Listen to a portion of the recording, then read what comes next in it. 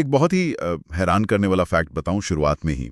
ज़्यादातर लोगों को लगता है कि खाना पचाना यानी डाइजेशन का जो पूरा प्रोसेस है वो सीधा हमारे पेट से शुरू हो। चलो अब अगली स्लाइड देखते हैं। इस स्लाइड पर ध्यान से देखो, एक असेंबली लाइन की तरह 5 अलग अलग ग्लोइंग आइकॉन्स बने हैं। हाँ, ये तो बिल्कुल एक हाईटेक फैक्ट्री के 5 स्टेशन जैसे लग रहे हैं।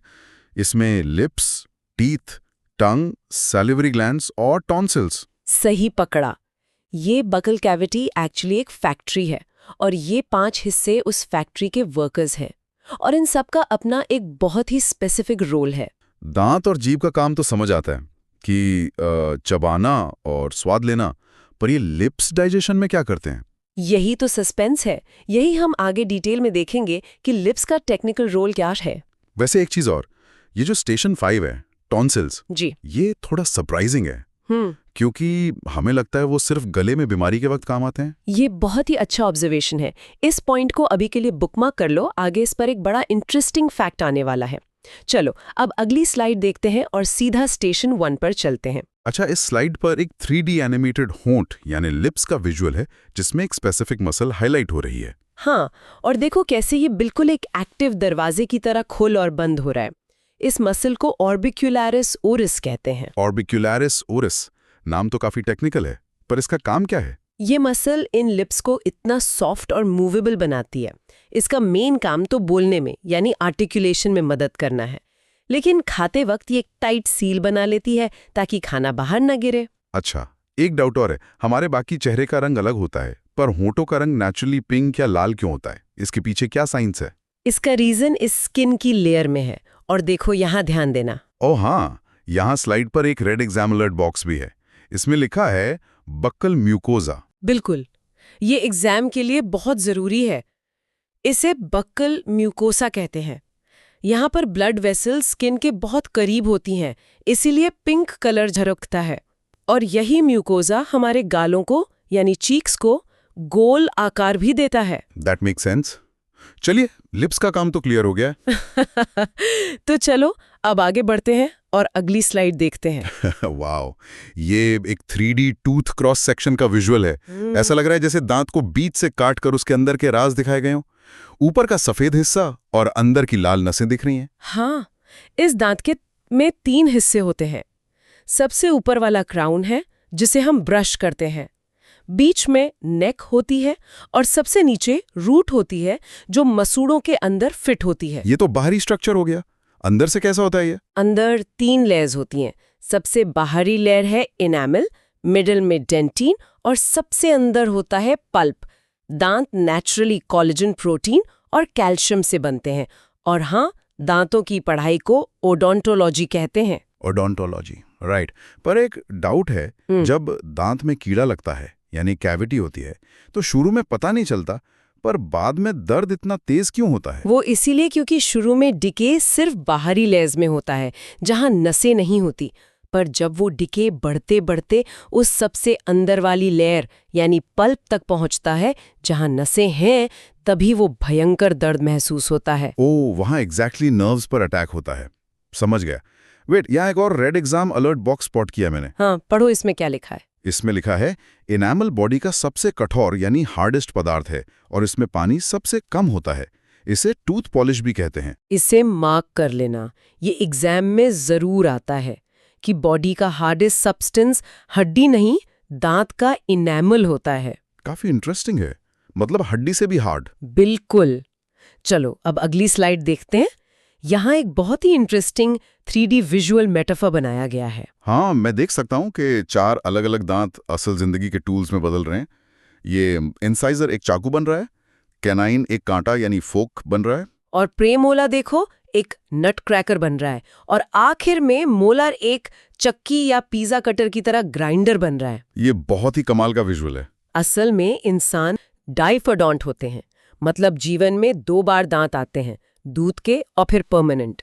टोटल 32 दांत होते हैं अडल्ट में। इनके नंबर्स कैसे डिवाइडेड हैं? देखो, इंसाइजर्स आगे के 8 दांत होते हैं जिनका काम काटना है जैसे सेब। कैनाइन्स 4 होते हैं फाड़ने के लिए। प्रीमोलर्स 8 होते हैं खाने को तोड़ने के लिए। और आखिर में मोलर्स 12 होते हैं बिल्कुल पीसने के लिए। और एक खास बात, मोलर्स में 3 रूट्स होती हैं। 3 रूट्स, बाकी दांतों में 1 या 2, पर ये 3 रूट्स सिर्फ मोलर्स में ही क्यों होती हैं? क्योंकि पीसने के वक्त सबसे ज्यादा हैवी प्रेशर चाहिए होता है। उस फोर्स को सहने के लिए एक स्ट्रॉन्ग बेस जरूरी है, वरना दांत टूट जाएगा। फिजिक्स का बहुत सही यूज है हमारी बॉडी में। और यह मैंने रेड एग्जाम अलर्ट भी देख लिया है। लिखा है, अकल दाढ़ यानी विजडम टीथ असल में मोलर्स का ही हिस्सा हैं, जो 25 से 30 साल की उम्र में आती हैं। हाँ, इसे हाईलाइट कर लेना। अकलदार कोई अलग टाइप का दांत नहीं है, बस हमारे आखिरी मोलर्स हैं जो लेट आते हैं। Got it. चलो अब अगली स्लाइड देखते हैं जहां मैथ्स आने वाला है। स्क्रीन पर ग्लोइंग होलोग्राफिक नंबर्स चल रहे हैं। एक तरफ बच्चों का फॉर्मूला 2102 और दूसरी तरफ अडल्ट का फॉर्मूला 2123 चमक रहा है। ये नंबर दांतों के टाइप्स दिखाते हैं, इंसाइजर, कैनाइन, प्रीमोलर और मोलर के ऑर्डर में। बच्चों में टोटल 20 दांत होते हैं और बड़ों में 32। पर मैं थोड़ा कंफ्यूज हूं इसको देखकर। अगर 2 + 1 + 2 + 3 जोड़ें तो 8 ही बनते हैं। तो क्या ये फॉर्मूला एक साइड का है या पूरे मुंह का? अच्छा सवाल है। ये फॉर्मूला 1/4 का है, यानी जबड़े के आधे हिस्से का, ऊपर या नीचे। टोटल दांत निकालने के लिए तुम्हें इस फॉर्मूला को 2 से एक्चुअली 4 से मल्टीप्लाई करना पड़ता है हर क्वार्टर के लिए। समझ गया। एक क्वार्टर में 8 तो चारों मिलाकर 32। वेट, यहाँ एक red exam catch box popup हुआ है। हाँ, ध्यान से पढ़ो एग्जाम ट्रिक क्या है। लिखा है एग्जाम कैच। बच्चों में प्रीमोलर्स बिल्कुल 0 होते हैं और मोलर्स 12 की जगह सिर्फ 8 होते हैं। एग्जैक्टली। ये एग्जाम पॉइंट ऑफ व्यू से सुपर इम्पॉर्टेंट है। बच्चों के फॉर्मूला 2010-2 में जो 0 है वो प्रीमोलर्स के लिए ही है, उनमें प्रीमोलर्स नहीं होते। ये मैथ तो अब दिमाग में छप गया है। ग्रेट। चलो अब अगली स्लाइड देखते हैं जहां हम इंसानों से हटकर जानवरों की बात करेंगे। यहाँ 3D glowing animal x ray sculls बने हुए। एक हाथी का स्कल है, एक गाय और व्हेल का है, और एक चूहे का स्कल है, और सबके दांत अलग तरह से ग्लो कर रहे हैं। देखो, एनिमल्स की बायोलॉजी अलग होती है। जैसे काऊ और व्हेल मोनोफिडॉन्ट है, यानी उन्हें जिंदगी में सिर्फ एक ही बार दांत आते हैं। वही दूसरी तरफ रैट यानी चूहे पॉलीफायोडॉन्ट के क्लोज हैं। उनके आगे के दांत जिंदगी भर नॉनस्टॉप बढ़ते रहते हैं।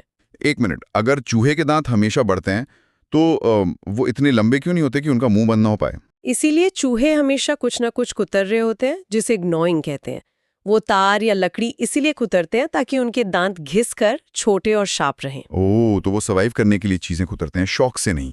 और मैम, यहाँ एक बड़ा एक्सेप्शन बॉक्स दिख रहा है। हाथी के बाहर दिखने वाले बड़े दांत, जिन्हें टस्क्स कहते हैं, वो कैनेन्स नहीं होते, वो असल में मॉडिफाइड अपर इंसाइजर्स होते हैं। ये बायोलॉजी एग्जाम्स का सबसे फेवरेट ट्रिक क्वेश्चन है। देखने में वो कैनाइन्स लगते हैं, पर होते वो अपर इंसाइजर्स हैं। इसको बिल्कुल याद रखना। डेफिनेटली, हाथी के टस्क्स असल में उसके आगे के काटने वाले दांत हैं। अमेजिंग। चलो अब अगली स्लाइड देखते हैं और डाइजेशन के स्टेशन 3 पर चलते हैं। ये एक मैक्रोस्कोपी 3D जीभ का विजुअल है। इसके ऊपर छोटे छोटे मशरूम जैसी आकृतियां दिख रही हैं और वहां से कुछ सिग्नल्स निकल रहे हैं। जीभ सिर्फ मसल नहीं, बल्कि एक सेंस ऑर्गन है। इसे हम एक सेंसोरियल लैब कह सकते हैं। इन छोटी आकृतियों को पैपिले कहते हैं और इन्हीं के अंदर हमारे टेस्ट बड्स छिपे होते हैं। अच्छा, तो ये बम्स ही पैपिले हैं। हाँ, और ये जीभ नीचे मैंडिबल यानी निचले जबड़े की हड्डी से जुड़ी होती है। इसमें ब्लड सप्लाई एक स्पेशल वेसल से होती है जिसे लिंगुअल आर्टरी कहते हैं। एक बात पूछनी थी, अक्सर डॉक्टर जब चेक करते हैं तो सबसे पहले जीभ बाहर निकालने क्यों बोलते हैं? क्या सिर्फ गले से आवाज सुनने के लिए? नहीं, जीभ एक्चुअली बॉडी का इंटरनल डैशबोर्ड है। तुम्हारे रेड वार्निंग बॉक्स क्या कहती है देखो। हाँ, मैं पढ़ता हूँ। सिग्नल, अगर जीभ अत्यधिक चमकीली लाल यानी ब्राइट रेड दिख रही है तो ये विटामिन B12 या फॉलिक एसिड की भारी कमी का सीधा अलार्म है। बिल्कुल। डॉक्टर्स जीभ का रंग देखकर ही काफी डेफिशिएंसीज और इन्फेक्शंस पकड़ लेते हैं। क्या बात है, जीभ सीधा सिग्नल देती है। चलो अब अगली स्लाइड देखते हैं और स्वाद को समझते हैं। यहाँ जीभ का एक 3D हीट मैप दिख रहा है, जहाँ अलग अलग हिस्से अलग कलर्स में हाईलाइट हो रहे हैं। आगे का हिस्सा, किनारे और सबसे पिछला हिस्सा। ये हमारा टेस्ट मैप है। जीभ का आगे का हिस्सा मीठा यानी स्वीट टेस्ट पकड़ता है। मिडिल और साइड्स नमकीन यानी सोल्टी पहचानते हैं। एकदम किनारे वाले हिस्से खट्टा यानी सावर के लिए हैं और सबसे पिछला हिस्सा कड़वा यानी बिटर के लिए सेंसिटिव होता है। और इसके अलावा भी कुछ होता है क्या? हाँ, एक पांचवा स्वाद भी होता है जिसे उमामी कहते हैं। और एक टेक्निकल फैक्ट और, जीभ में 4 इंट्रिंसिक और 4 एक्सट्रिंसिक मसल्स होती हैं और करीब 2 से 4,000 टेस्ट बड्स होते हैं। ये 5वां स्वाद उमामी क्या होता है? और नोट्स में एक जगह क्यों लिखा है कि जीभ और नाक दोनों खुले होने चाहिए? उमामी एक रिच सेवरी टेस्ट होता है, जैसे सोया सॉस या मशरूम्स का। और नाक वाली बात इसीलिए क्योंकि जिसे हम फ्लेवर कहते हैं वो सिर्फ टेस्ट नहीं, स्मेल और टेस्ट दोनों का कॉम्बिनेशन होता है। जुकाम में इसीलिए खाना फीका लगता है। अच्छा, अब समझ आया। और यहाँ स्लाइड पर एक फन फैक्ट स्पॉट किया मैंने। एग्जाम फैक्ट, फिंगरप्रिंट की तरह ही हर इंसान का टंग प्रिंट भी 100% यूनिक होता है। यस, इसे भी याद रखना, ये भी काफी यूनिक बायोलॉजिकल फैक्ट है। चलो अब अगली स्लाइड देखते हैं और डाइजेशन के लिक्विड मैजिक को समझते हैं, यानी स्टेशन 4। यहाँ एकदम ट्रांसपेरेंट ग्लोइंग लिक्विड की एक बूंद दिख रही है और इसके पीछे 3 अलग-अलग पानी की फैक्ट्री जैसे ग्लैंड्स बने। ये हमारी सलाइवरी ग्लैंड्स है। टोटल 3 पेयर्स यानी 6 ग्लैंड्स होती हैं। इनकी सबसे छोटी यूनिट असीनी कहलाती है। पहली है पैरोटिड, जो कान के पास होती है और पानी जैसा सलाइवा बनाती है। Okay, parotid. दूसरी है सब मैक्सिलरी, जो निचले जबड़े के पास होती है और मिक्स्ड सलाइवा देती है। और तीसरी सब लिंगुअल, जो जीभ के ठीक नीचे होती है और थिक स्टिकी सलाइवा बनाती है। ये सब मिलकर रोजाना 1.5 से 2.5 लीटर लार बनाती हैं। वेट, क्या दिन भर में 2.5 लीटर? इतना पानी हमें पता क्यों नहीं चलता कि हमारे मुंह में बन रहा है? क्योंकि हम इससे लगातार बिना सोचे निगलते रहते हैं, यानी स्वॉलो करते रहते हैं। और इसी लार में असल मैजिक छिपा है।